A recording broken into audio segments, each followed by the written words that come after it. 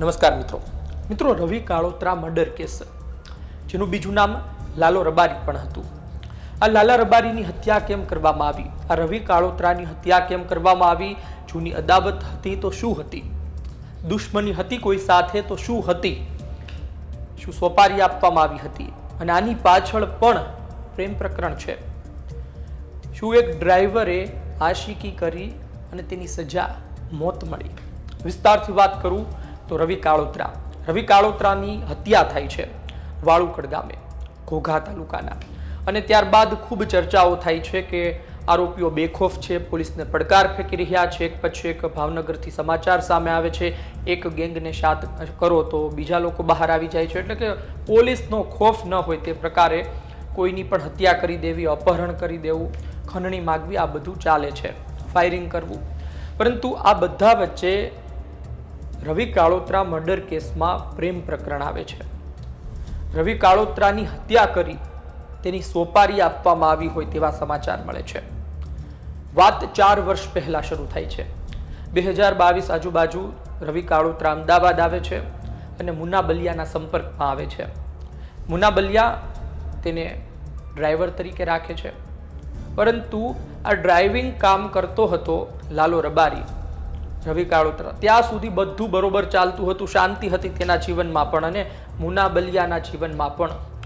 પરંતુ એમને પ્રેમ થાય છે મુન્ના બલિયાની દીકરી સાથે અને પરિવારજનો ન માને અને ત્યારબાદ તેઓ અમદાવાદ કોર્ટમાં મેરેજ પણ કરી લે છે. જે બાદ મુન્ના બલિયાને એ પસંદ ન આવ્યું અને ઘણી વખત તેમણે ધમકીઓ પણ મોકલી હતી. આખરે આટલા વર્ષો પછી એ રવિ કાળોત્રાની હત્યા કરી દેવામાં આવે છે. કહેવામાં આવે છે કે અમુક સ્ટેટસ પણ તેમણે જોઈ લીધા હતા જે રવિએ મૂક્યા હતા.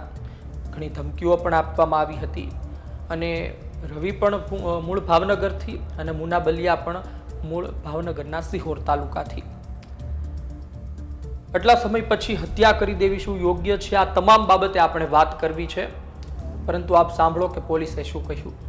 कल वरतेज पुलिस स्टेशन के वाड़ूगढ़ विस्तार में एक रवि नाम के युवक का 29 वर्ष का जो है उसकी हत्या की थी, निर्मम हत्या की थी, जिसमें जो है हमने सुबह FIR दाखिल करी. कल हमने जो है उसका लाश का हमने कब्जा लिया. उसके बाद हमने इंक्वेस्ट किया. उसके बाद जो है 3 टीम मैंने बनाई.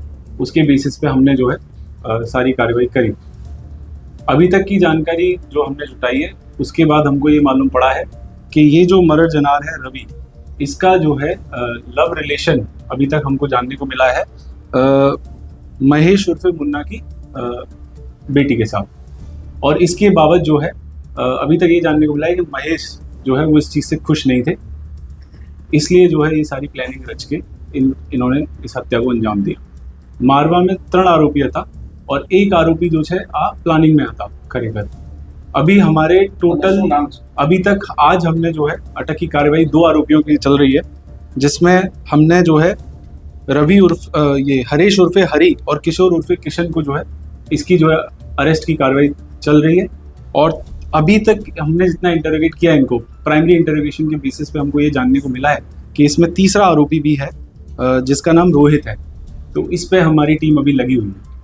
अब ये तो जब सारे आ जाएंगे और क्रॉस इंटरोगेशन और वो सब होगा तो exactly how they plan and how they implemented and what they did वो हम आइडेंटिफाई करेंगे. 2024 में जो है मतलब शादी इन्होंने रजिस्टर करी है, ऐसा हमको जानने को मिला है. और ये मरने वाले की माता श्री ने जो है अपनी FIR में भी ये चीज लिखाई है.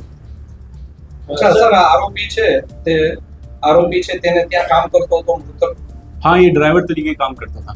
પછી વિડિયો જે વાયરલ થયો છે તેમાં 4 વિડિયો છે જે મારતા દેખાઈ રહી છે, अभी तो इसका संज्ञान लेंगे और जो तपास बनती है वो हम इसमें करेंगे. पर अभी तक जो है 2 आरोपी हमने मतलब अरेस्ट करने की प्रक्रिया चालू है. तीसरे का नाम खुल चुका है और जो भी होगा वो बताया जाएगा. સર, CCTV માં 7 લોકો મારતા દેખાય છે, તો કેમ 4 લોકો સામે ફરિયાદ દાખલ તેવી ચર્ચા ચાલે છે?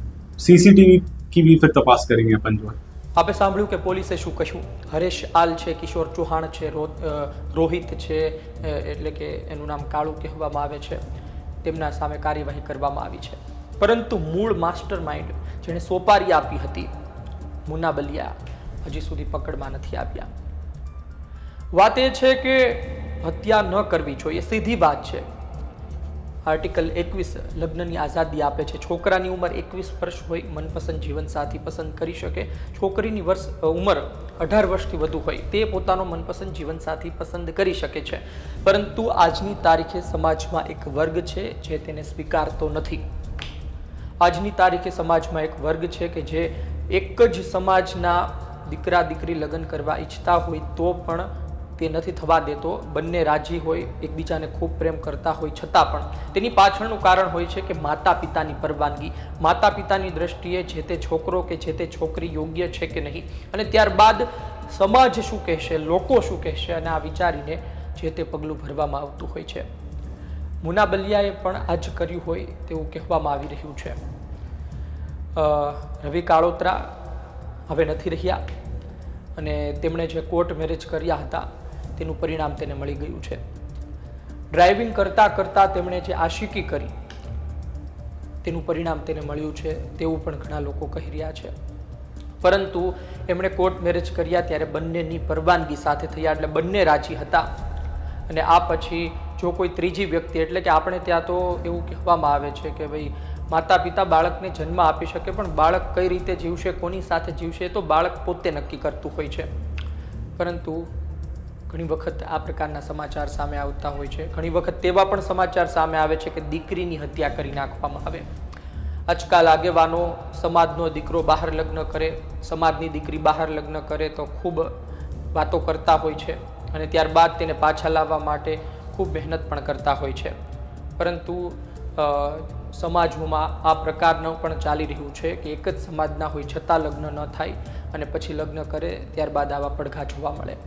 આપનું શું કહેવું છે કોમેન્ટ બોક્સમાં આપ જરૂરથી જણાવજો. પ્રેમ લગ્નનો મુદ્દો જે ગુજરાતમાં સતત મોટો થઈ રહ્યો છે તે હવે આટલો મોટો તો થઈ ચૂક્યો છે, પરંતુ હવે તેને ધીમે ધીમે શાંત કઈ રીતે કરી શકાય, આનું નિરાકરણ શું છે, આપનો અભિપ્રાય લખજો. અને આ હત્યા બાબતે આપ શું કહેશો? જે લોકોને ખબર નથી કે આ પ્રકારે હત્યા કરવામાં આવી, પાછળનું કારણ આ હતું, તેમના સુધી પહોંચાડજો આ વિડીયો. ધન્યવાદ.